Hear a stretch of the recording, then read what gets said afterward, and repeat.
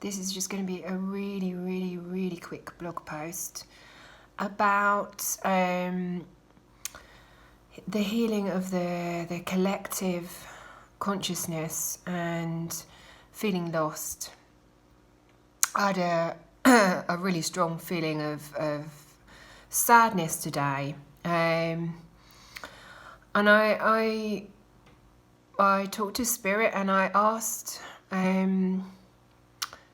really, what is it that needs to be healed? Because I do feel sad, and I think it's something to do with not doing music, or instead of getting on with things today, I sat down at the piano, which I haven't done for a very long time, and I learnt a few chords and a few notes for the Mary Poppins lullaby song, Stay Awake. I've been singing this to my daughter at bedtime, and I just kind of had an urge to instead of doing all the things, the normal routine, do the tidying up, do housework, and then get on with painting, which I normally would do. I had a kind of a very sincere urge to just sit down at the keyboard and play some music and let Spirit work through me in that way. And I noticed that I felt a kind of nostalgic sadness. It's the only way I can really describe it. And what is it? I just thought, what is that feeling? Where's it coming from? It's bubbling up into my conscious mind, and I'm not really processing it. I'm kind of not really, because I don't really understand what it is. It just feels like a sadness that. And also recently, I just did a blog post last night actually about feeling that I'm not really connecting with people and feeling like an alien, and this kind of general feeling that happens to me, like a repetitive pattern. It's one of my points of healing, I think. But just going back to the feeling of sadness, I think it's all connected, because the feeling that I am not doing music, and I used to do music and I don't do it anymore, is connected to this really much deeper longing, and this idea that somehow the real Anna, the real me, the God part of me that I know is true, that I know is the authentic part of me, that no one ever sees this. No one ever sees this, because no one ever saw really this part of me through my music. No one ever sees this part of me because people don't understand it in me when I talk about it, about my awakening, about things that happened to me and my experiences. No one really sees it through that, because I don't connect with people, because I'm worried that I'm going to scare them off. And no one really sees it through my art yet, because that hasn't really amounted to anything. And I said, well, but to Spirit, well, this can't be right, because this can't be the true root of the sadness, because this is an egotistical thing, to want to be felt, to want recognition for the things that I'm doing or things that I've done. This isn't really it. It doesn't feel like it's right. And then I got shown a picture of a little girl that's lost. And suddenly I realised that this is it. This is exactly what it is. It's that feeling that I'm lost.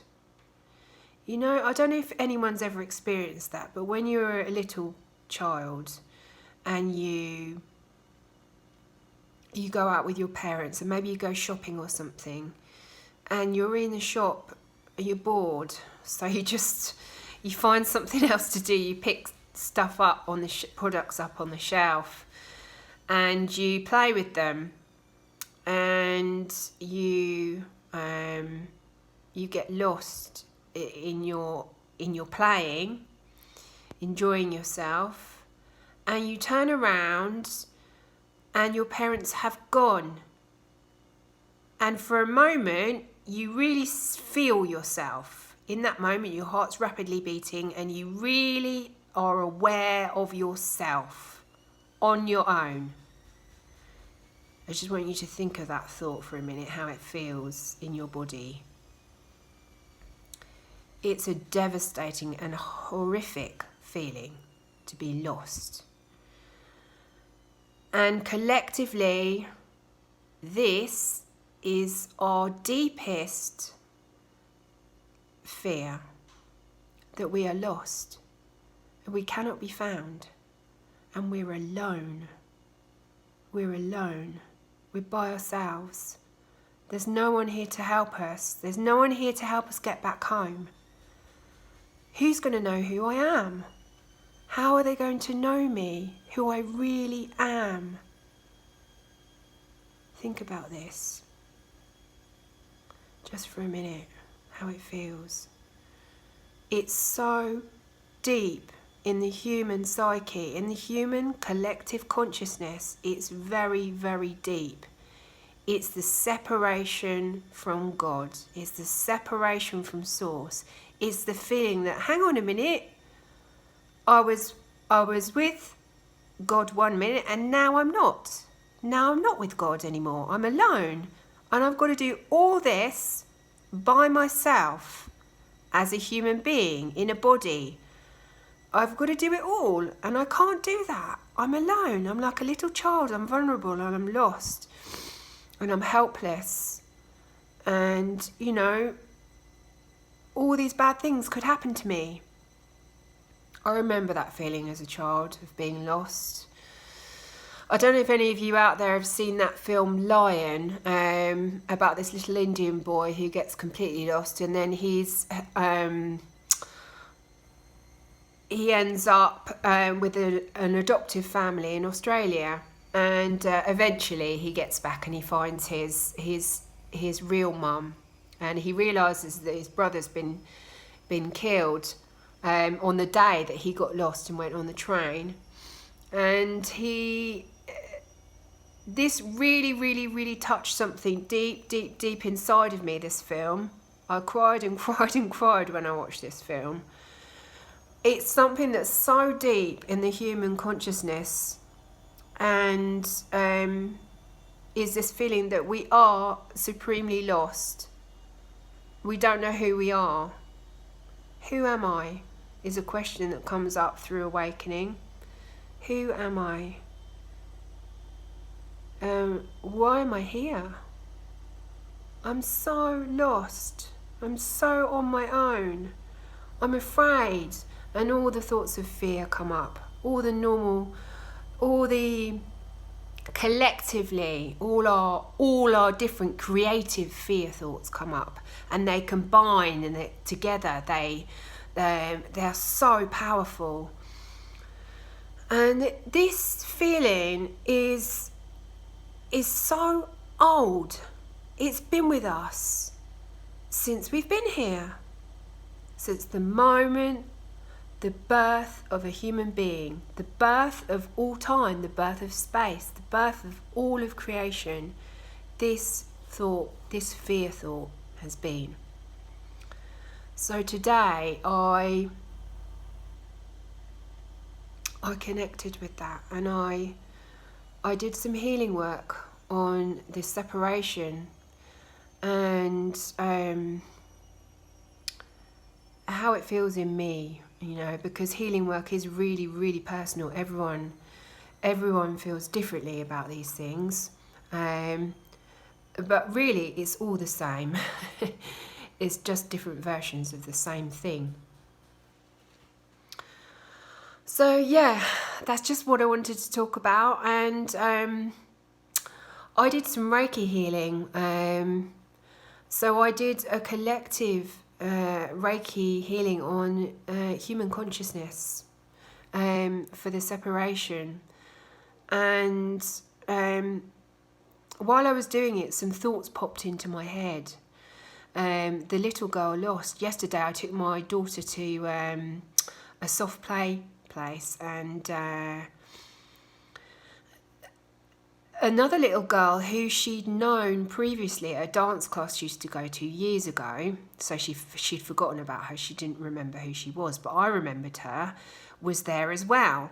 And she came with her dad and her sister, and they sat down and they put their stuff on a table, and then they walked off and they went and played somewhere else. And after a while, she came running back to me, and she looked at me in the eye and she said to me, "I don't know where my dad is. I'm lost. Do you know where he's gone? Can I stay here with you?" I said, "Yes, stay here with me until he comes back." And that popped into my head, because I've said so many times to Spirit, I just don't think that I'm being seen for who I really am. I don't feel that, that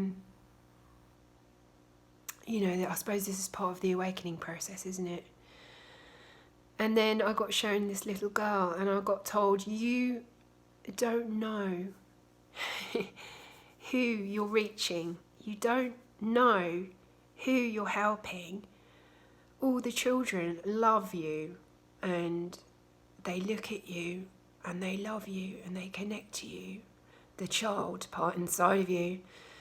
And this is the part that will never, ever go away. It will never, ever change. Never. And that's really helped me. It's really brightened my day out. And now the sun has come out, and it's quite amazing, because it was a very foggy morning this morning. And I really do believe collectively we do affect the weather. So we all affect each other, and we all can help raise the frequency of this planet and our thinking and the amount of love that we have by collectively healing ourselves inwardly, going in and asking, what is that sadness that I'm feeling? Where's it come from? Ask to be shown. And every single one of us benefits from that. It's such a beautiful thing. It's just not something that you can express in words. It's just a feeling, and it's always going to be there. We always have the power. We always have the capacity. We always have the ability to go in and create from inside a beautiful, loving, creative, wonderful world to live in, and we are not lost. There is nothing lost. We are one.